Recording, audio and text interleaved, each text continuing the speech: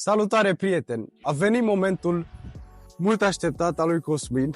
A ajuns la noi ca să ridice cortul. Spune-ne, Cosmin, a fost greu să ajungi la noi? Nu. Am plecat de dimineață pe la ora 7 și drumul a fost bun. Super, deci n-a fost greu să ne găsești aici la Târgu Secuiesc. Mai departe, l-am ajutat pe Cosmin să monteze cortul câștigat. Vreau să te întreb cum te simți?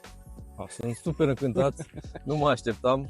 Nu sunt obișnuit să câștig la concursuri. Sperăm din tot sufletul să te bucuri de acesta, să te folosești de plin de toate avantajele oferite de un cort de genul acesta și spune-ne dacă ai ceva planuri pe viitor. Da, o să, peste vreo 2 săptămâni, cum prin vreme mai bună, o să plec pe undeva prin Munții Lotrului sau pe Transalpina, zona aceea. Până când mai ține pe lângă Râmnicu Vâlcea, mai aproape de mine. E frumos acum și dacă se menține așa vremea, va fi super. Sigur ies cu niște prieteni, prezint și lor. E normal, am ca cu să ce le să mă laud acum, ce am cu ce să mă laud. Exact. Noi ne bucurăm, Cosmin, și sper să rămâi alături de noi și în perioada următoare, iar voi stați aproape, deoarece urmează multe alte campanii de genul acesta, poate chiar mai interesante, deci stați aproape.